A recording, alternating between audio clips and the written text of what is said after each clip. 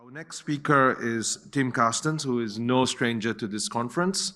He's the Managing Director of Base Resources. Tim's career as a mining executive has spanned more than 20 years, both in Australia and overseas, with Perelia, North Limited, Robe River Iron Associates, Iron Ore Company of Canada, and St. Barbara Mines. A chartered accountant, he has strong experience in all aspects of business strategy, development and implementation, acquisitions and divestment, debt and equity financing, organizational development, and operational performance. He has been MD of Base Resources since the company's inception in May 2008. Tim is a non-exec director of the Australia Africa Minerals and Energy Group, AMEG, the peak body representing Australian companies' engagement and development of Africa's resource industry. He was chair of AMEG from 2016 to 2021. Tim, the floor is yours. Thank you very much. I must say, after 2 years of a pretty sterile ADU, it's absolutely delightful to see ADU, Africa Down Under, actually enriched by Africans down under. So welcome to all the African representatives who are here. This conference is not the same without you. And I'd particularly like to extend a warm welcome to our Principal Secretary for Mining for Petroleum and Mining from Kenya and his delegation. I'll make a comment about the PS a little further into the presentation. So for those who are new to our story, obviously we're headquartered here in Perth. The origin of the company, if you like, as an operator has been the Kwale project. It's the asset that we've built our organisation around, we've built our operational systems around, our team, our capital base and our reputation. It's absolutely central to the DNA of our company. You'd notice on that map, since last time I put this up, that we've now stretched over the border in East Africa into Tanzania, and I'll talk more about that in a moment. And back in 2018, we decided to take the leap off the lily pad of Kenya and acquire our second asset to apply all of those capabilities that we'd honed at Kwale into the development of the Toliara project in Madagascar. And we'll touch more on each of those as we move forward. Just a quick snapshot of what we're trying to build at Base. We think we're building a pretty unique mineral sands company. For those of you who are students of the mineral sand industry, and if you are, I feel sorry for you, it's an extremely small space. There are very few listed mineral sand companies around the world, and particularly very few pure plays. So we're a pure play company. We're mid-cap by mineral sand standards. And what makes us different within that space is we've got a very profitable, established operation in Kwale that has extensional potential, and in fact, extension potential that we've realised. But we also have a really attractive growth path in the Toliara project in Madagascar, which we're pretty clear in our view is the best undeveloped mineral sand asset in the world. We've developed a track record of excellence in all aspects of mineral development. We've really set ourselves the objective of demonstrating excellence in the full life cycle of mining. If there is an upside to having a short mine life asset like Kwale, it's that you get to demonstrate that or not in a pretty short period of time. So we're taking that as an opportunity.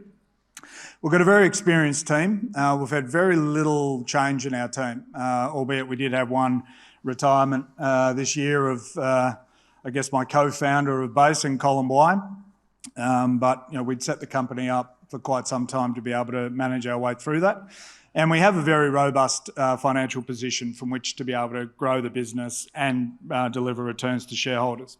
When you wrap all of that up, it's a company of some strategic relevance in a sector that we think is going to continue to evolve in interesting ways. As I said, Kwale was the foundation of our business. We've been operating there since the end of 2013.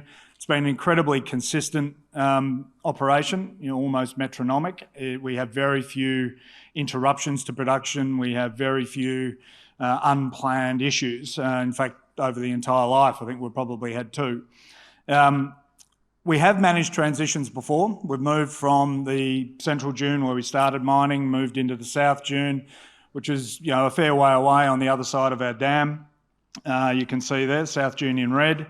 And we're about to start making a second move now to incorporate some areas that collectively we call the Bumamani project that we announced earlier this year.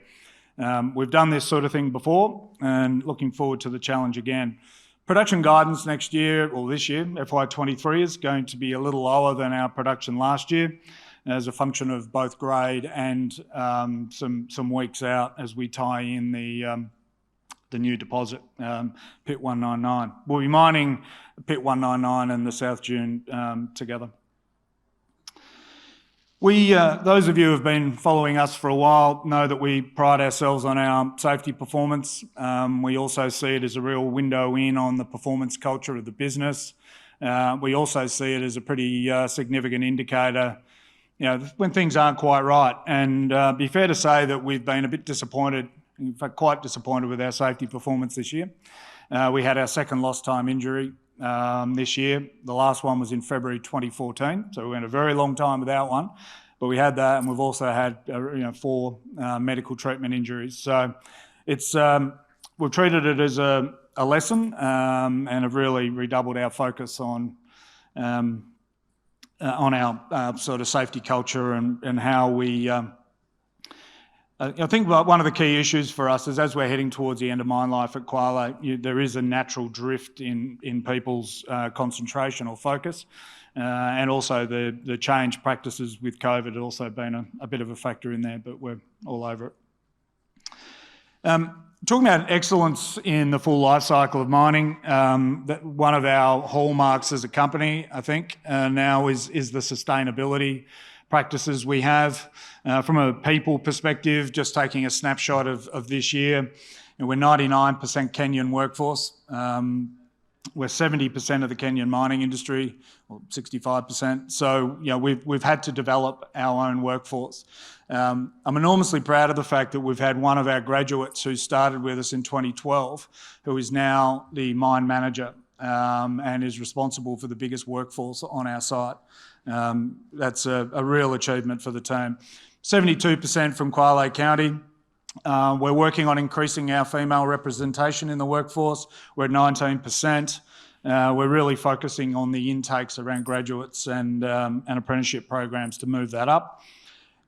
Immediate community investment continues to be significant, around 5.1 million in the course of this year. That's a bit of a typo there. Should be about 5.6 million over the course of the year.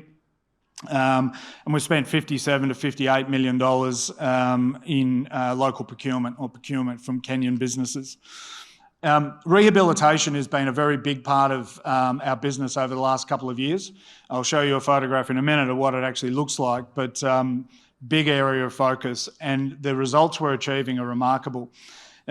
We've been running a number of surveys looking at the bird density, vegetation density, vertebrate density on our site, and to have 113 bird species and 297 plant species on a rehabilitated mine site is remarkable.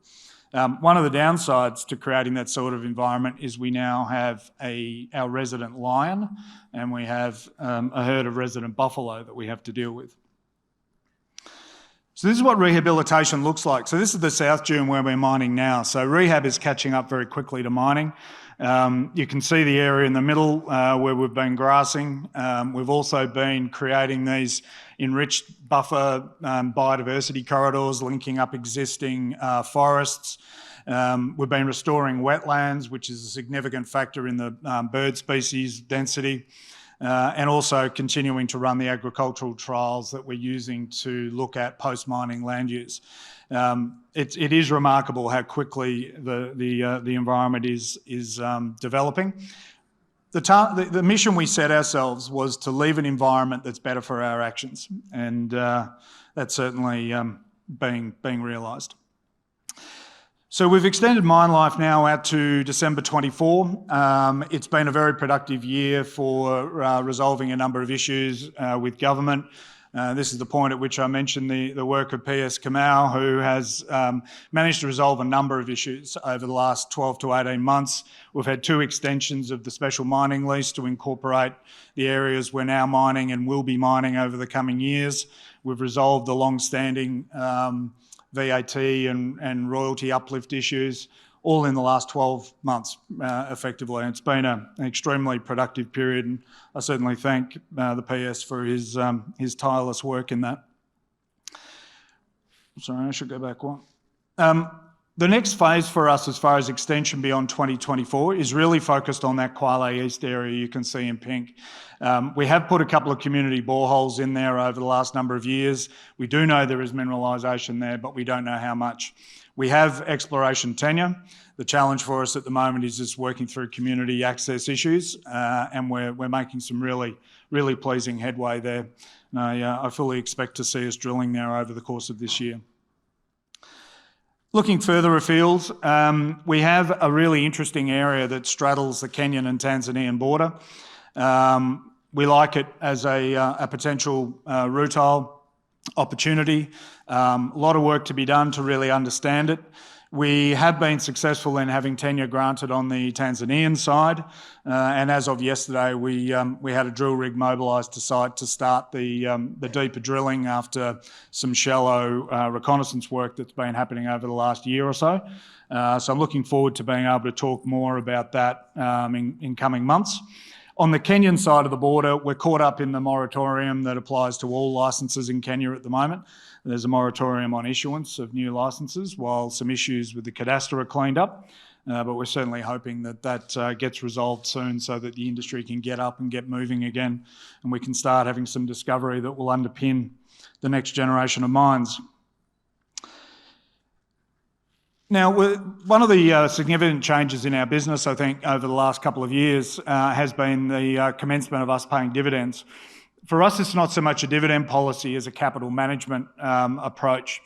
We made the decision that while we have no immediate committed need to deploy capital, it's inappropriate for us to continue or to stockpile that cash. So we've been liberating all of our surplus cash back to shareholders, with the clear understanding that as soon as the opportunity emerges or there's clarity on the timing of Toliara, we would turn the tap off. Rather unfortunately and disappointingly, we have paid another dividend or determined another dividend with our full year results. We are remarkably close to achieving the fiscal terms agreement with government, but not close enough to have the level of clarity that we want before we turn that tap off. So paying another dividend. We've liberated quite a lot of cash over the period since October 2020. It's about 141 million US.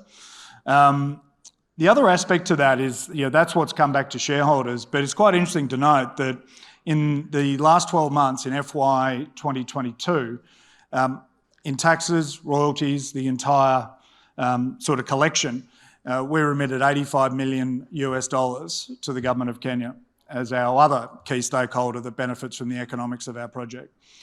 So it's a very significant engine. I think we're in the top 5 taxpayers in Kenya. In fact, a couple of years ago, we were awarded Kenyan Taxpayer of the Year. So the dividend policy is really clearly understood to the point where we actually had a journalist earlier in the year when we declared the dividend back in February say, the good news for base shareholders is base is paying a dividend. The bad news for base shareholders is base is paying a dividend. They understand the dynamic. And that's really all about Toliara. So in the last 12 months, we have released a further DFS, what we call rather creatively DFS2, looking at a bigger project and baking in an expansion in capacity that we'd always contemplated, but taking it to DFS standard. That was underpinned by an expansion in the resource from incorporating some of the drilling we've been doing. It was also underpinned by increasing confidence in the short supply dynamic in our sector in short, medium and long term, which was really evidenced by the level of focus we're getting from customers in wanting to participate in the project. That expansion took the MPV of the project up to a bit over $1 billion post-tax real. CapEx increased. The predominant reason for the increase in the initial phase was just escalation. Then phase 2 CapEx went from 70 million to just short of 140 million, and that was entirely the expansion to take us up to, call it the 1 million tonnes of ilmenite a year. Incredible RC ratio. Kwale is sitting right at the top of the pile at the moment at, in the threes, and Toliara is going to be that for its mine life, which at the moment is 38 years. It's going to continue to grow. We haven't incorporated the lower sandy unit that's stylised here in that diagram. The project that I showed you is only based on the 900 million tonnes that's currently in the reserve of 2.6 billion tonnes, and all of that is going to continue to grow over time. We've also got some really interesting grades in the lower sandy unit that we're looking forward to bringing into the resource over time, where we've got HM grades in the teens over very significant thicknesses. So pretty excited about that. The HM in our project at Toliara includes 2% monazite. So we've got a concept study underway at the moment, which we're hoping to have completed late this year or maybe Q1 of 2023, looking at how we would participate in that downstream. But at the scale of operation we're contemplating with DFS2, you're looking at a project that could produce 20-odd thousand tonnes of monazite a year. Now, $10,000 a tonne, that's quite a lot of additional opportunity. We've also got some interesting garnet opportunities we need to pursue. All of that's a bit academic until we get fiscal terms agreed. As I said, we're agonisingly close. For the sake of illustrating and bearing in mind that we are in a constant state of readiness to push forward with the project as soon as the opportunity emerges. If we're able to secure these fiscal terms over the next couple of months, we would be able to get to an FID on the project around September of next year, and that would see Toliara in production with the first shipment leaving at the very end of 2025. So that's our story. Great asset at Kwale, committed to trying to extend it. Toliara project just keeps getting bigger the more we look at it. Track record of excellence in pretty much all aspects of our business. Great team, capacity to execute well. We've got the financial position to grow the business, and we're going to continue down that path. And indeed, we're having a look at some M&A opportunities, or at least evaluating them, for strategic fit and optionality as we head forward from here. So, thank you very much.